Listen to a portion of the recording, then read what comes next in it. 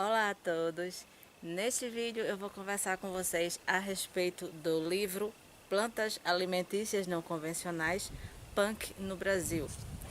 O termo PANC, ou melhor, a sigla PANC, quer dizer exatamente isso, Plantas Alimentícias Não Convencionais. Esse livro é dos autores Valdeli Ferreira Knupp e Ari Lorenzi. Como sugere o próprio título do livro, Plantas Alimentícias Não Convencionais, essa obra aqui aborda plantas, apresenta-nos plantas que podem ser consumidas, mas que comumente as pessoas não as comem. Há plantas aqui em que a pessoa pode comer mais de uma parte delas, as folhas, as flores, às vezes pode comer somente o fruto, às vezes pode comer as raízes e as folhas, varia conforme a planta. Na apresentação desse livro é dito que 351 espécies de plantas alimentícias não convencionais são abordadas aqui. E na introdução, os autores falam sobre métodos de propagação das plantas alimentícias não convencionais, que, claro, o primeiro que eles apresentam aqui é o método das sementes, plantar as sementes para que elas germinem e produzam a planta. E os outros três métodos que os autores mencionam são a enxertia, a mergulhia e a alporquia. Eu vou ler o que significa cada um desses métodos para vocês.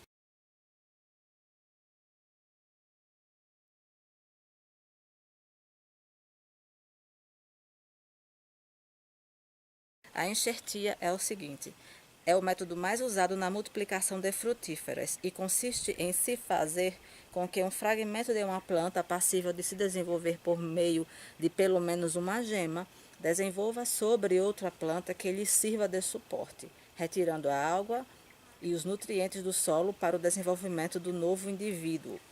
O método da mergulhia é baseado no ato de enterrar os ramos ou parte deles de uma planta para provocar o enraizamento dos mesmos. Esses ramos, somente após estarem enraizados, serão desligados da planta-mãe, obtendo-se então novos indivíduos. Em algumas espécies herbáceas, a mergulhia ocorre naturalmente, ou seja, os ramos em contato com o solo enraizam nos nós, como ocorre nas plantas estoloníferas. Devido a este fato, a mergulhia é uma das principais formas de propagação de muitas espécies punk. A alporquia, um tipo de mergulhia no qual uma parte de um ramo descascado é envolvido por um substrato orgânico permeável, solo bem drenado, esfagno, vermiculita, etc., umedecido e impermeavelmente coberto. Este método é mais recomendado para plantas lenhosas de difícil enraizamento por estaquia, devendo-se escolher um ramo de espessura variando entre 1 a 5 centímetros de diâmetro em um segmento ereto de 8 a 12 centímetros de comprimento, preferencialmente contendo um nó.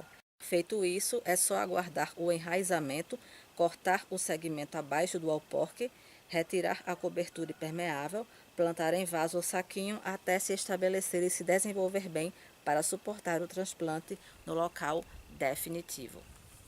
A forma como as plantas são apresentadas aqui é a seguinte: é sempre assim em todo o livro. Essa parte, nome da planta, fotos da planta por inteiro, usos, características, etc., uso culinário, de onde ela se originou, onde ela pode ser encontrada comumente. Desse lado, fotos das partes que se consome. E aqui nessa coluna, 3 receitas e nessa outra coluna, foto de cada uma das 3 receitas apresentadas. Eu vou iniciar mostrando a vocês 2 plantas aqui, que inclusive eu encontrei na região onde eu moro. Um exemplo é o murici. E passou-se já a época em que o murici, passou a época nesse ano, em que a árvore deu seus frutos, deu seus muricis.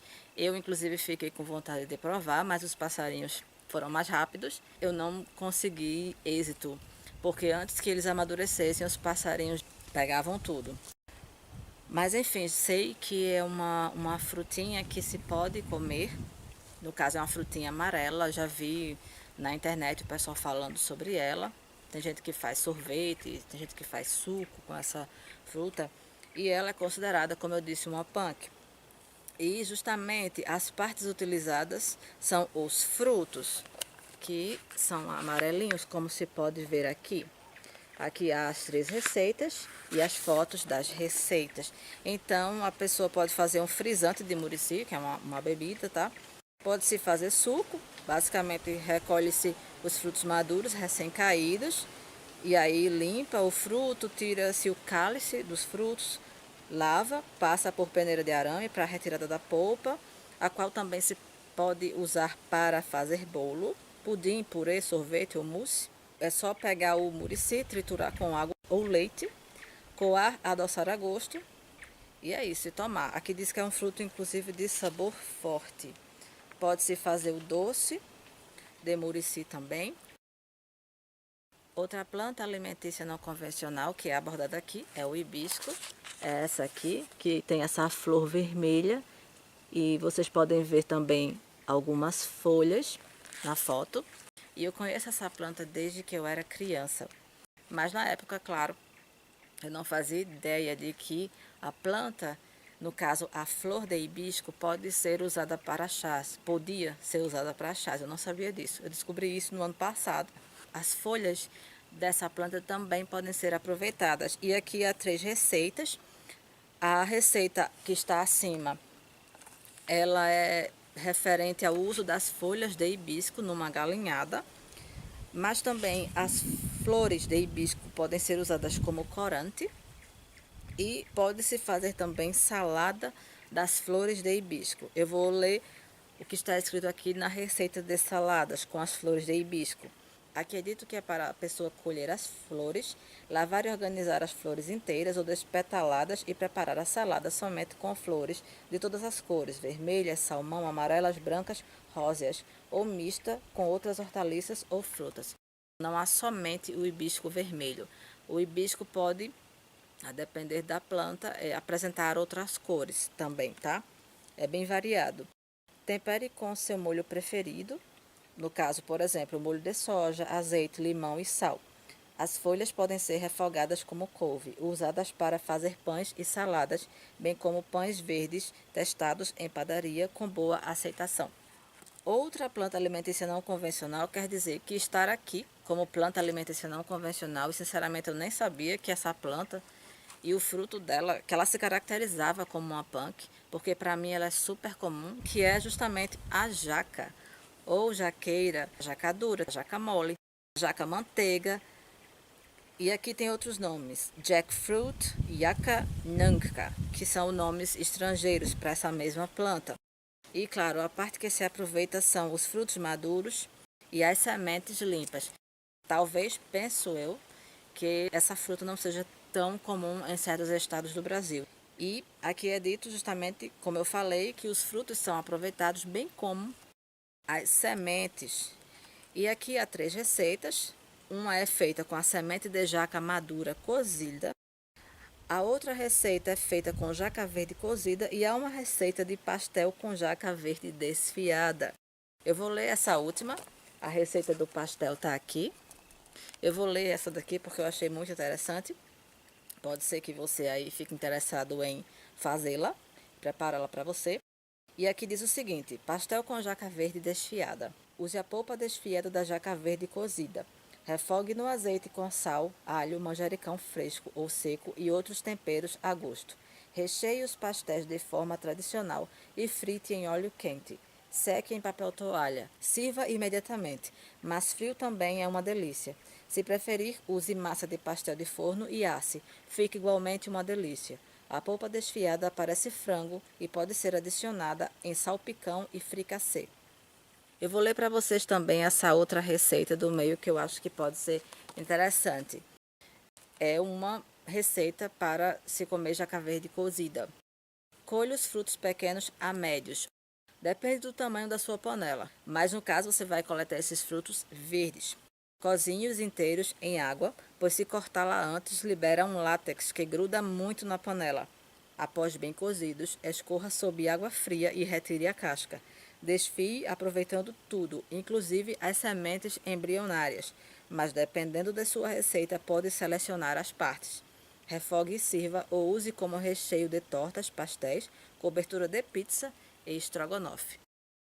Uma planta alimentícia não convencional, ou melhor, que está aqui como planta alimentícia não convencional, é a bananeira. As partes aqui que são mencionadas e que não são comumente aproveitadas é uma que se chama mangará, ou seja, o coração, ou umbigo, ou bogó, que é um outro nome também, que é aquela parte roxa. Quando você vê um cacho de banana, a parte roxa que fica embaixo é justamente o mangará, ou o coração, ou umbigo, ou bogó. E os frutos verdes também podem ser consumidos, de acordo com os autores. Então aqui eles dão uma receita de banana assada e bolo de sua casca, ou seja, uma receita de bolo em que se aproveita tanto a banana como também as suas cascas. Isso é feito com os frutos ainda verdes. Outra receita é um refogado de mangará de bananeira. E a receita é a seguinte: retire as brácteas externas e as flores, as quais podem ser usadas para conservas ou empanadas, mas são amargas. Abra o mangará ao meio e retire o eixo central. Pique fininho e imediatamente coloque na água com sal e suco de limão para amenizar a oxidação. Deixe de molho, escorra e lave. Doure alho, cebola, pimenta, sal e demais temperos a gosto na manteiga ou azeite. Acrescente o mangará e refogue bem. Sirva quente, puro ou com carnes. Também há uma receita que é feita com flores da bananeira refogadas. Processe como dito acima. Deixe de molho em água com sal e limão. Ferva em água com sal e escorra por pelo menos 3 vezes. Doure alho, cebola, pimenta, sal e demais temperos a gosto na manteiga ou azeite. Acrescente as flores e refogue bem. Opcionalmente, pode-se acrescentar creme de leite ou leite de coco que ameniza o leve amargor das flores. Sirva quente, puro ou com carnes. As flores bem branqueadas podem ser empanadas e fritas. Outra planta que faz parte desse livro é o jambeiro. Uma coisa que eu, por exemplo, não sabia era que as flores do jambeiro podem ser aproveitadas também. Então, há aqui as fotos, a foto das partes que são aproveitadas, a foto dos frutos, que muita gente com certeza sabe que se aproveita, bem como a foto das flores. E pode-se fazer 3 receitas com esses frutos e as flores. A primeira receita aqui que é mostrada é a salada com flores de jambo vermelho, um mousse com as flores do jambo vermelho e também um doce em calda de jambo vermelho.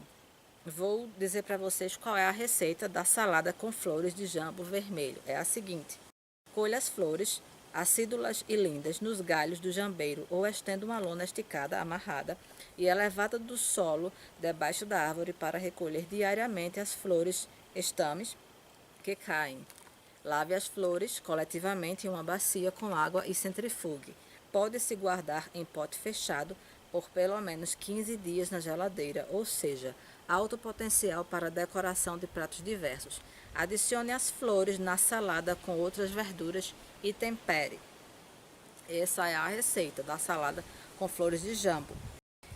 Vou dizer para vocês a receita do mousse também, porque pode ser que algumas pessoas se interessem por isso, né? Porque muita gente gosta de mousse. E a receita com as flores de jambo, o mousse de flores de jambo é a seguinte: colha e lave as flores como indicado na receita anterior. Triture cerca de 400 gramas de flores, majoritariamente estames, com 200 gramas de leite condensado, 200 gramas de creme de leite ou de iogurte natural e 5 gramas de gelatina sem sabor diluída. Coloque na geladeira até atingir a consistência desejada. Este creme, com ou até sem a gelatina, pode ser congelado para um delicioso sorvete caseiro. As flores podem ser usadas para sucos, geleias, iogurte e sorvete. Outra planta que pode ser aproveitada, pessoal, é a Vitória Regia. E dessa eu não sabia, para mim foi até uma surpresa, porque as partes que se aproveitam dessa planta estão aqui, ó. Aliás, primeiro eu vou mostrar, eu acho que muitos podem conhecê-la. É uma planta aquática. E aqui tem as partes aqui em cima que podem ser aproveitadas, conforme vocês podem ver, acredito. As partes são a flor, sementes frescas e os pecíolos descascados. E eu vou ler para vocês a receita que é feita com as sementes. Você pode fazer pipoca com as sementes de Vitória Régia, de acordo com os autores desta obra. E a receita é a seguinte: colha os frutos maduros antes deles se abrirem na água. Se necessário, complete a maturação dos frutos em local arejado. Debulhe e limpe as sementes. Prepare a pipoca, daí milho d'água, de forma usual. Coloque azeite na panela e adicione as sementes. Tampe e aguarde estourar. Normalmente, 100% das sementes estouram e as cascas pretas e duras se abrem em duas válvulas, devendo ser descascadas. Encomende-as dos ribeirinhos, pantaneiros e pescadores. A última planta que eu vou apresentar aqui e que os autores colocam como punk é o capim-limão, também chamado erva cidreira, capim cheiroso, capim santo, que é o nome pelo qual eu conheço essa planta, capim cidreira e cidró. São mais dois nomes que as pessoas usam para se referir a ela, a depender da região do Brasil. E é essa planta aqui. Muita gente com certeza conhece, faz chás com ela.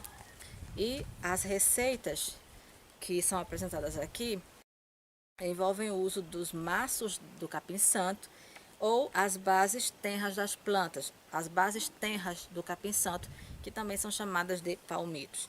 Então aqui há uma receita do capim-limão como condimento. Há também uma receita de salsicha temperada com capim-limão e há o frisante de capim-limão. Eu vou ler as 3 receitas para vocês.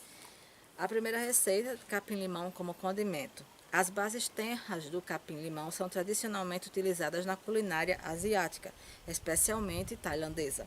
Arranque pés adultos da planta, corte as folhas e reserve para chá ou frisante.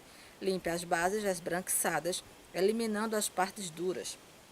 Fatie o miolo tenro, que pode ser usado como tempero, condimento de pratos diversos, doces ou salgados. Por exemplo, batata baroa cozida temperada com molho de capim-limão na manteiga ou azeite. A receita seguinte: salsicha temperada com capim-limão. Processe o capim-limão como descrito acima. Cozinhe a salsicha com bastante água para eliminar o excesso de sal e deixá-la mais suave e escorra 2 vezes. Pique o palmito do capim-limão em cubinhos ou rodelas finas, como cebola, e doure-os no azeite ou na manteiga com alho e demais temperos a gosto. Adicione as salsichas escaldadas inteiras ou fatiadas e mexa até dourar. A última receita é a receita de frisante de capim-limão. Aqui diz para ferver 10 litros de água, 1 kg de açúcar cristal e 500 gramas de folhas frescas, ou seja, 2 ou 3 maços, ou cerca de 100 gramas de folhas desidratadas picadas. Deixe esfriar e acrescente 300 ml de suco de limão. Mexa, coe e envase em garrafas PET limpas e secas. Use funil e peneira. Aperte a garrafa no meio, segure até o líquido transbordar e tampe. Deixe fermentar e sirva gelado. Muito saboroso e aromático. E por aqui, pessoal, eu finalizo esse vídeo. Claro, há outras plantas que ele apresenta que eu conheço aqui, por exemplo, o jasmim, que dá aquela florzinha bonita, o bambu e várias outras. O maracujá também é mencionado aqui. A gente tende a cortar o maracujá e aproveitar aquela parte do centro com as sementes, mas a parte que se chama mesocarpo, acredito, acho que esse é o nome, deixa eu ver, para eu ter certeza. É o mesocarpo, também é comumente chamado polpa.